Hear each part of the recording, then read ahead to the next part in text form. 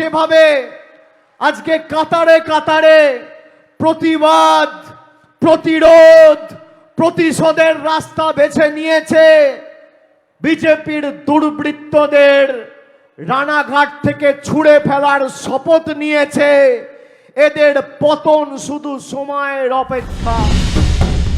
লোকসভা ভোটের রবিবাসরীয় প্রচার পর্বে ঝড় তুললেন তৃণমূলের সর্বভারতীয় সাধারণ সম্পাদক অভিষেক বন্দ্যোপাধ্যায়। নদিয়ার রানাঘাট লোকসভা কেন্দ্র থেকে নির্বাচনী সভায় বিজেপিকে এক হাতে নিলেন তৃণমূলের সেকেন্ড ইন কমান্ড। আগামী 13 তারিখ চতুর্থ দফায় ভোট রয়েছে রানাঘাটে। অভিষেকের আশঙ্কা, রানাঘাটের প্রচার পর্ব শেষের পর বিজেপির বাড়ি বাড়ি গিয়ে টাকা বিলি করতে পারে। সেই আশঙ্কা প্রকাশ করেই অভিষেক বলেন, বিজেপি বাড়ি বাড়ি যাবে পয়সা বিলি করতে। মানুষকে হাত জোর করে বলেন, বিজেপি টাকা দিলে সেই টাকা নিয়ে নেবেন। আমি আপনাদের বলছি, 13 তারিখ ভোট, 11 তারিখ প্রচারের শেষ দিন। 11 তারিখ প্রচার শেষ হওয়ার পরে যখন বিজেপি দেখবে যে রানাঘাটের মানুষ এবার তো আর মনে হচ্ছে বিজেপিকে ভোট দেবে না, তখন আপনাদের বাড়ি বাড়ি যাবে পয়সা বিলি করতে। আমি আপনাদের বলবো, আমাদের নেতারা আপনাদের বলবে, মা বাবা, মায়েরা, দিদিরা, ভাইয়েরা, বন্ধুরা পয়সা নেবে না। আমি আপনাদের হাত জোর করে বলবো, বিজেপি টাকা দিলে টাকাটা নিয়ে নেবে।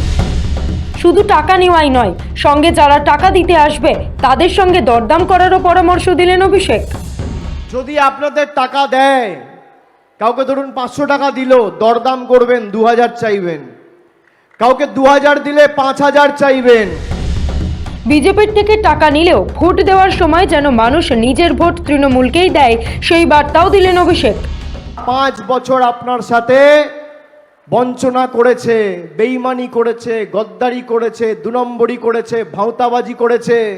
আপনি একদিন করবেন, 13ই মে, 100 সোনার কি, 1 লোহার কি। অভিষেকের কথায় 4 জুন ভোট বাক্স খুললে বিজেপি 400 পার নয়, 440 ভোল্টের ঝটকা খায়, সেটা আপনাদের সুনিশ্চিত করতে হবে।